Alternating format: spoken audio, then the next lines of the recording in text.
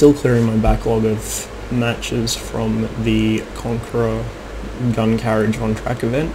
Here is a match in my E5, platoon with Hardest in his 3805 and Sanky Panky also in an E5. So 2 E5s, pretty strong platoon, but I'm not a fan of this map at all. I'm going to head to the south, to the usual heavy tank engagement spot, just because I don't know what else to do in a heavy tank. I'm not sure there is anything else to do in a heavy tank on this map. You can see our team's got some pretty competent players on it. The enemy team's only got a couple of people I'm really worried about.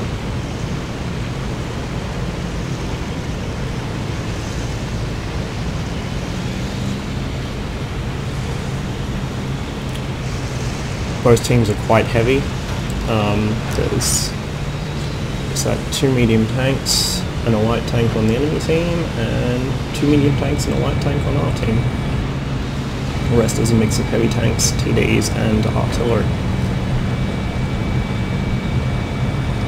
Although we do at least have fast heavy in the form of the 50B, and it's a good player in it.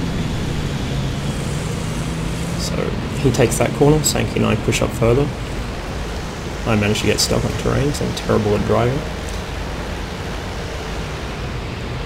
So this south position here where we're moving to now is quite pivotal. If you lose this position, you pretty much always lose the map. The town can't shoot into this position. Similarly, this position can't shoot into town. I think it's quite bad design on this map, honestly, that like the town is basically fucked. If you go town, you might get decent shots on stuff in the mid. That's about it. All the real important shit happens up here, and it's not a friendly place for mediums. However, the enemy Leopard, for some reason, has seen fit to bring his tank up here, which is a very, very, very bad idea for him. He has no armor, he has really good mobility and good camo, and yet he comes to an area where he cannot use that mobility or the camo. And he's going to be forced, to trade shots with much, much bigger guns than his own. Also, the artillery is going to be aiming here because this is where all the heavies are. It's not an area I would even begin to think about bringing a Leopard to.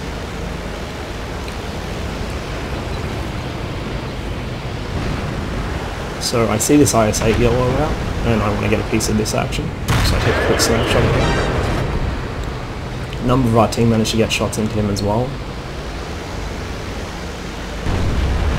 The Leopard's still there, so I just auto-aim him at this point, because I know he's not going anywhere. He's not even moving if you look.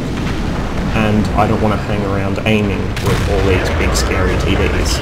So I'm just driving out, popping quick shots into him and ducking back. Since I know he's not moving and I'm not moving all that much, I know my aim is going to be accurate. I know I'm going to pin him almost regardless of where I hit him. So it's not a problem. Get a quick track shot into the E3. I wasn't intending to track him, I was hoping to actually get a damaging shot on, but a 0 damage track shot's better than nothing. Unfortunately, nothing hit him while he was tracked. I do get a damaging shot on him before he makes it into cover with the IS-8, who's now one-shottable.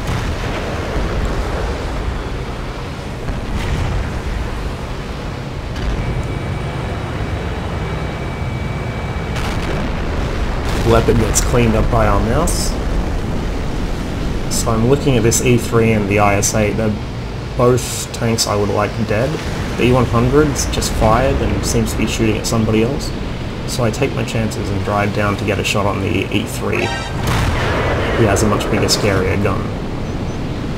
Somebody else in my team hits him at the same time, and he's also one-shottable now.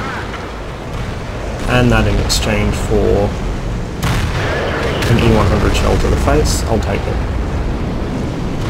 Hardest gets a hit on the E100, tracks him out in the open.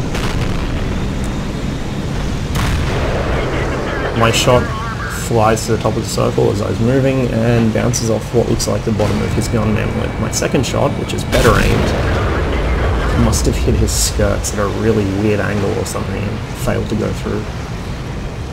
But that's okay, because he's been dealt with by RE100. And now it's the turn of the IS-8 and IS-4 to get cleaned up. The IS-4 shoots, E100 shoots a bigger gun, and I managed to make a really unlucky snapshot on that guy. Thankfully his snapshot is also pretty bad. And my next shot, while not the best aim in the world, does finish him. The T95's looking this way, probably wanting to get the mouse, but I keep the E100 rep between myself and him just in case. Meanwhile, I catch the enemy mouse not paying attention. I can't really side scrape that well off the E100's rep without exposing myself to other tanks, so I just do the best I can and bounce a really unlucky shot off his weak spot. I go for another one. It must just be the angle, but I'm actually surprised I didn't end that. There was maybe 35-40 degrees of angle in there, so I guess that explains it, but still. Either way, I decide I'll just go for his turret face, because why the fuck not, and it does actually pen, so that deals with him. And then the heat shell I loaded for the mouse goes into the 704. Of course, completely unnecessary. The 704's armor is irrelevant these days. Power creep is left behind. With that, the enemy force in the south is broken. It's just these two pulling up. The 4202 is still in the town, and their two are obviously in the back.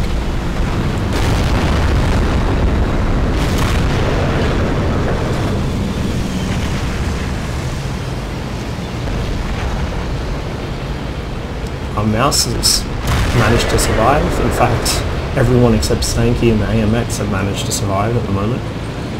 It's a pretty impressive feat. I think, judging by the way Hardest was talking during the match, the enemy T92 was focusing our mouse exclusively and having very little effect, which is good. It meant the rest of our team didn't have to worry about them. Just under 5.4k damage, and I survived it.